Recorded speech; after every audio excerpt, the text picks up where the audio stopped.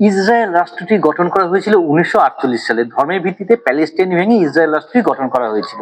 আর তাই ভারতবর্ষের তৎকালীন জাতীয় কংগ্রেসের নেতারা ইসরায়েলকে মান্যতা দিতে চাননি। তারা ইসরায়েলের বিপক্ষে প্যালেস্টাইনকে সাপোর্ট করতেন। কারণ ধর্মের ভিত্তিতে ইহুদি রাষ্ট্র ইসরায়েল গঠন করা হয়েছিল। আচ্ছা, ভারতবর্ষ তো ধর্মের ভিত্তিতে গঠন করা হয়েছিল, তাই না? 1947 সালে ভারত ভেঙে যখন পাকিস্তান তৈরি করা হয়, সেটা তো ধর্মের ভিত্তিতেই তৈরি করা হয়েছিল।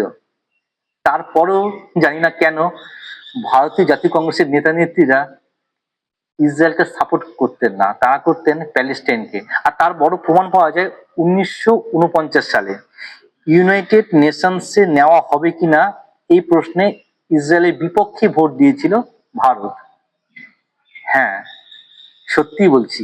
আর তারপরেও 1950, 60, 70 ইসরায়েলের বিপক্ষে প্যালেস্টাইনকে সাপোর্ট করে আসতো ভারত, মানে তৎকালীন জাতীয় কংগ্রেসের নেতা নেত্রী এবং ভারত সরকার। কিন্তু 1971 সালে যখন ভারত পাকিস্তান যুদ্ধ হলো, তখন আরব নেশনস পাকিস্তানের সাপোর্টে দাঁড়ালো। আর সেই সময় ইসরায়েল দাঁড়িয়েছিল ভারতের পাশে। যদিও ভারত ইসরায়েলকে সাপোর্ট করতো না, যদিও ভারত প্যালেস্টাইনকে সাপোর্ট করতো, তারপরেও ইসরায়েল ভারতের পাশে এসে দাঁড়িয়েছিল 1971 সালে।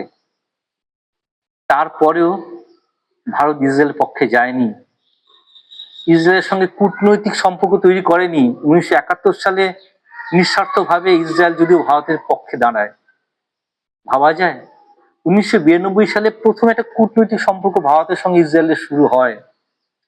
তারপর 1999 সালে আমরা জানি কি হয়েছিল, কার্গিল যুদ্ধ।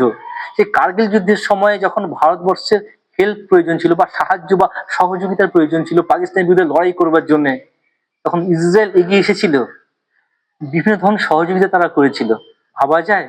তারপরেও যখন 1999 সালের যুদ্ধ থেমে গেল, অটল বিহারী বাজপেয়ী প্রধানমন্ত্রী থেকে চলে গেলেন, নতুন প্রধানমন্ত্রী হলেন আমরা জানি মনমোহন সিং। 2004 থেকে 2014 তখনও কিন্তু তারা ইসরায়েলের সঙ্গে কূটনৈতিক সম্পর্কের উন্নতি ততটা ঘটাননি, যেটা ঘটা সম্ভব ছিল, ঘটা উচিত ছিল। প্রথম নরেন্দ্র মোদী যখন প্রধানমন্ত্রী হলেন, প্রথমবারের জন্য তিনি ইসরায়েল সফরে গেলেন। সেটা কত সালে?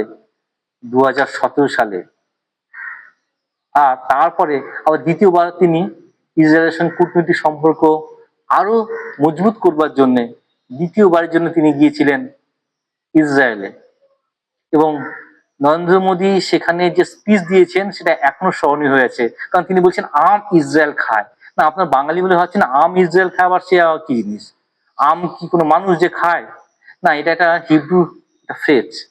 যদি না জানেন তাহলে গুগলে গিয়ে একটু সার্চ করবেন, আম AAM আম, ইসরায়েল ISRAEL খাই KHAI, এই অর্থটা বুঝতে পারবেন। এটা নরেন্দ্র মোদী ইসরায়েল গিয়ে বলেছিলেন। ইসরায়েলের সঙ্গে ভারতবর্ষের কূটনৈতিক সম্পর্ক অনেক ভালো হচ্ছে।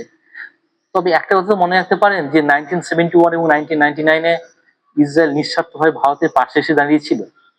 আমার এই প্রতিবেদনটি কেমন লাগলো একটু কমেন্ট করে জানাবেন। যদি ভালো লাগে তাহলে মানুষদের সঙ্গে একটু শেয়ার করে দেবেন।